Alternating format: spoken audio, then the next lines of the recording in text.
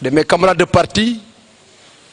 Moussa Sow, secrétaire national chargé des affaires de la jeunesse de l'Alliance pour la République APR, Mohamed Sow, membre de la COJER du département de Dakar, Bokar Diong, porte-parole de l'Alliance pour la République, Issa Diop, membre du SEN de l'APR et responsable politique de l'APR Grand Dakar. Effectivement, notre présence d'ici pose beaucoup de questions. Pourquoi membre APR est avec Bougar pour tenir une conférence de presse? Mais il n'y a rien de nouveau. On a un patriotisme républicain. Et en face d'un patriotisme républicain, quand l'essentiel est en danger, véritablement se battre devient un devoir. Et l'avenir nous tient en haleine et l'histoire nous regarde. Et qu'aujourd'hui, un de nos pères, un bâtisseur, un visionnaire, un grand républicain, un humaniste, un visionnaire qui s'est battu pour le Sénégal. Depuis l'IST, ingénieur géologue et géophysicien, docteur en pétrochimie, travaillant au niveau de la Petrosen, au niveau du Petrosen, en tant qu'ingénieur et chef de département, ministre conseiller auprès du président Abdoulaye Wade, ministre des Mines, ministre de l'Intérieur, maire, président de l'Assemblée nationale, président de la République pendant 12 ans, président du NEPAD, président de l'Union africaine, président de la CEDEAO, membre, autrement dit coordinateur du Pacte de Paris pour la paix et la prospérité, membre de la Fondation Mo Ibrahim, membre de l'Atlantique Consul, membre G20, chargé de la réglementation des affaires climatiques. Je pense qu'un homme de cette envergure, le soutenir devient un devoir si véritablement nous sommes censés de vérité et nous sommes des hommes qui sont engagés véritablement pour le patriotisme républicain et pour le combat de l'Afrique. On se souvient, lors de la pandémie de la Covid-19, son Excellence, Monsieur le Président Macky Sall, au moment où Poutine, tous les chefs d'État avaient fui Poutine parce que, étant un homme considéré comme un homme totalitaire qui ne laisse à aucun de ses adversaires fouiner aux alentours du Kremlin. Et que son Excellence, Monsieur le Président Macky Sall, avait pris son bâton de pèlerin pour se déplacer jusqu'en Russie, pour lui parler afin de pouvoir ravitailler l'Afrique, tout le continent africain en blé, pour que véritablement les Africains puissent sortir de l'impasse. Chose promise, chose faite, et Poutine avait véritablement rempli sa mission en libérant les cargos de blé et à des millions de tonnes de blé au niveau du continent africain. Aujourd'hui, si le Sénégal s'est bénéficié d'un poste au niveau des nations, au niveau du Conseil de sécurité des Nations Unies, c'est grâce à son excellence, Monsieur le Président Macky Sall, de son leadership et de son charisme. Il s'est battu pour que le Sénégal soit reconnu et que le Sénégal ait l'Afrique ait un poste au niveau du Conseil de sécurité des Nations Unies. Cet homme, aujourd'hui, tout le continent africain, que ce soit l'Afrique, l'Asie, l'Amérique, l'Océan, tous ces continents sont réunis pour porter la candidature de son excellence, Monsieur le Président Macky Sall. Mais la chose la plus cocasse et la plus indigne, la plus rocambolesque, c'est-à-dire que nous avons au Sénégal des types qui ne sont que dans l'affabulation, dans la délation, dans la manipulation, dans des congrégations oisives, en orchestrant des complots pour ternir l'image d'un homme qui a une trajectoire incontestablement reconnue au niveau mondial, qu'il est le meilleur candidat pour tout le monde, parce qu'en réalité, même les journalistes les plus chevronnés du monde portent la candidature du président Macky Sall au niveau de l'ONU. Donc, c'est la raison pour laquelle je tire un chapeau bas à mon frère, ami, le président de l'Union des panafricanistes du Sénégal, Bougar Diouf, d'avoir pris son courage, d'avoir pris sa détermination et sa dignité en tant que Sénégalais, en tant que membre de l'environnement politique, de prendre toutes ses responsabilités pour défendre la candidature du président Macky Sall.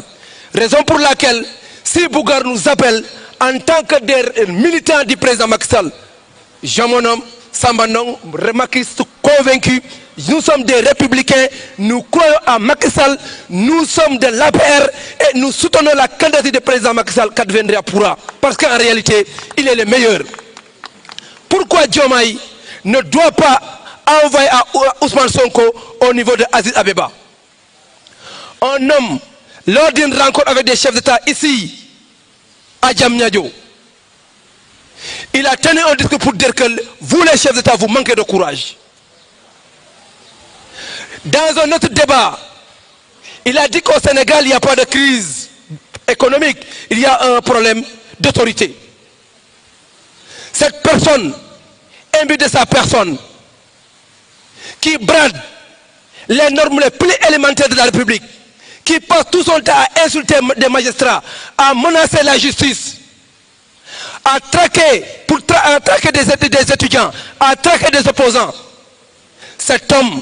qui avait demandé à ce que plus de 200 000 jeunes sortent dans chaque département, dans chaque région, qu'ils partent au niveau de la présidence, déloger le président. Cet homme qui disait, plus qu'il y a des victimes, plus que Macky Sall ressent de la pression, cet homme, est-ce qu'il mérite d'aller, ou est-ce qu'il mérite d'être délégué, d'aller à Addis Abeba pour parler des questions de sécurité nationale, de sécurité continentale, de sécurité régionale et pour porter la candidature du président Macky Sall? Non, nous l'APR, nous n'en voulons pas. S'il s'agira de déléguer Ousmane Sonko d'aller pour défendre la candidature du président Macky Sall, on n'en veut pas. Nous n'en voulons pas aujourd'hui, nous n'en voulons pas demain et nous n'en voudrons jamais au plus grand jamais de lui. Parce qu'en réalité, son soutien pourra entacher même la candidature du président Macky Sall et on n'en veut pas.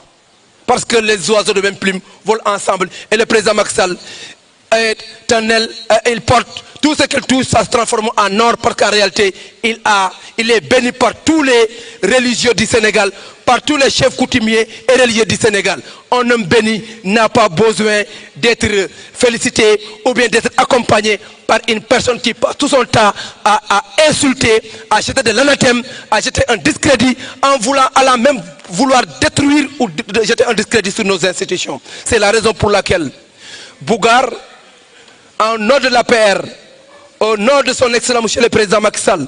nous vous remercions profondément de ton attachement envers les fondamentaux de la République, de ton attachement envers les valeurs républicaines qui nous lient nous tous, envers le cordon ombilical qui lie les Sénégalais. Donc, mes chers camarades journalistes, nous vous donnons rendez-vous très incessamment et vous disons que Macky Sall est le candidat de tous les Sénégalais et plus de vertu et de justice. Et c'est le candidat des 54 États du Sénégal. Si le Sénégal maintenant veut se départir de ce concert des grandes nations, ça dépendra d'eux. Mais en réalité, qu'il pleuve ou qu'il neige, son excellent monsieur le président Macky Sall sera le futur secrétaire général de l'ONU. Merci beaucoup, mes chers camarades. Assalamu alaikum.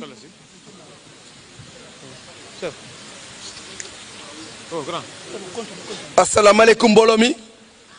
yéen journalistes yi maa ngi leen di nuyu bu baax di leen di sant leen di gërëm di nuyu sama xarit bokkuñ parti bokkuñ coalition man opposition la mu nekk au pouvoir dina jaaxal ñu bari la tax ñoom Samba Ndong Moussa Sow, secrétaire national chargé des affaires de la jeunesse, Bokar Diong, porte-parole de l'APR, Mohamed Sow, cogère département de Dakar, Issa Diop, membre du SEN et responsable politique APR de Grand Dakar. Pourquoi nous sommes ici? Le temps nous sommes ici, moi je suis Khalifa mon soxla. Le temps nous sommes ici, nous sommes républicains. Malgré les colorations politiques et les clivages partisans, mais que vous avez un sentiment d'estime bëgg président Macky Sall rek ñun dañ lay bëgg parce que en réalité nit ku baax ku ko bëgg rek dañ koy bëgg parce que les oiseaux de même plume volent ensemble warawati nag nit ñi nga xam ne ñoo bokk mbaax juddoo mbaax xam mbaax di koy jëfee di koy waxee ñooñu mënuñoo ñàkk a bokk vision. Donc aujourd'hui président Macky Sall nekk koo xamante ne Sénégal la jàngee bu mu amee lijaasam dem France subir cycle doctorat en pétrochimie ñëw ñu jox ko département Petrosen mu nekk Petrosen nekk chef de département en même temps nekk ministre conseiller su Wade ñu jël ko foofu def ko ministre des mines et de l'énergie jóge foofu noonu jox ko mu nekk ministre de l'intérieur jóge foofu ñu jox ko ministre premier ministre ñu dem élection 2007 mu gagné au premier tour ñu jóge foofu noonu Abdoulaye Wade jox ko mu ne président assemblée nationale bi nga xamee ne ñu ngi ko doon xoxatal ci biir PDS loolu tax roy dund roog piir ku toog fii di agrippé ci poste ne man suñ ma dax tant que daxuñ ma du ma dem président Macky Sall dafa jëloon courage am en main loolu tax góor yombul góor fit doole yombul soo amee fit bugatoo bul saboté da ngay bàyyi góor soo goree nekk góor dégg nekk góor ak gore soo nekkee ci liggéey ba nga xam ne échoué nga da nga assumé ne échoué nga bàyyi président Macky Sall bu ñu commencé di koy sonal dafa bàyyi mairie bàyyi lépp loo xamante te moo nekkoon le coordinateur des cadres libéraux mu bàyyi PDS assumer ses responsabilités jël son bâton de pèlerin dem dans les profondeurs abyssales du Sénégal xeex gagner les élections présidentielles de 2012 kooku noonu géré Sénégal pendant 12 ans université bi nga xam ne xale bi fi gaañu ils ont reçu des ordres mais mu ngi wax cocktail molotov kan moo ko jàngal Sénégal yi kan moo jàngal Sénégal yi nañ naka la ñuy defalee cocktail molotov Pastef moo indi Sénégal cocktail molotov ñenn ñoo doon soutenir ak xale yi doon woy Sonko boobu université bu ñuy taal université ñenn ñoo doon wax ne mu ngi boy est-ce que xale yaa ngi taal est-ce que xale yaa ngi boyal Père Habib Sy mii moo ko doon wax ñooñu c'est des anti-modèles duñ ay modèles pour ñun ñooñu duñ ay références pour ñun loolu tax ñooñu bëgguñu sax ñu entaché candidature président Macky Sall pour ONU fekkee ne président bi nga xam mooy Bassirou Diomaye Faye Ousmane Sonko la doon yónni ONU fee ne Addis Abeba pour mu soutenir ou non candidature président Macky Sall ñun soxlawuñ ñun APR soxlawuñu tey soxlawuñu ëllëg Ousmane Sonko dem fee di wax mu ànd ñàkk ci ànd ñu ñoo ko bugguñu ko soxlawuñu ko nee naa leen lépp lu mu yekkoon président Macky Sall man naa ko yekk et je l'assumerai ñun nag on est des républicains duñ taal duñ wote mortel combat duñ yàq luñ fi tabax parce que Sénégal nous l'aimons d'un amour qui nous arrache les larmes ba tax na duñ ko mës a taal waaye président Macky Sall muy Poutine muy Trump muy Asie muy Afrique Sénégal kese nga xam ne pesewul un nanogramme sur l'échiquier politique continental et l'échiquier politique mondial ñu toog di layaamee non Macky Sall kooku noonu yàlla def ko laq fu yàq yagul yàqkat mënu ko laal lu ñuy wax la bave du crapaud natale jambe la colombe blanche mënuñ ko yàq ku ko bëgg a yàq torox sëñ Mountakha dafa taxaw ku sàll ki yàlla na fi yàgg lool te wér mu ne li nga ma defal Touba li nga defal Sénégal du ma la ñaanal de borom jumaa ji rek la lay baal muy Xaadimu Rasuul kooku noonu nag muy kilifa diina muy kilifa aada il a la bénédiction d'Allah il a la bénédiction des chefs coutumiers et religieux ku ko bañ dina tag son étoile continuera à briller au firmament ku ko bañ day dem ci kaw bari ko ci mbartal la puus mu dem nekka puus mu dem mun ñun nag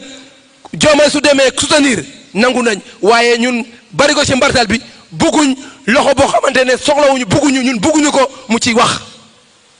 débat boobu noonu il est disqualifié on n'a pas besoin de ce débat qu'il se prononce sur la candidature du président Macky Sall donc di remercier encore une fois de plus mon camarade frère Bougar certes nous ne sommes pas du même camp je suis opposant juré et je combattrai Ousmane Sonko jusqu'au dernier retranchement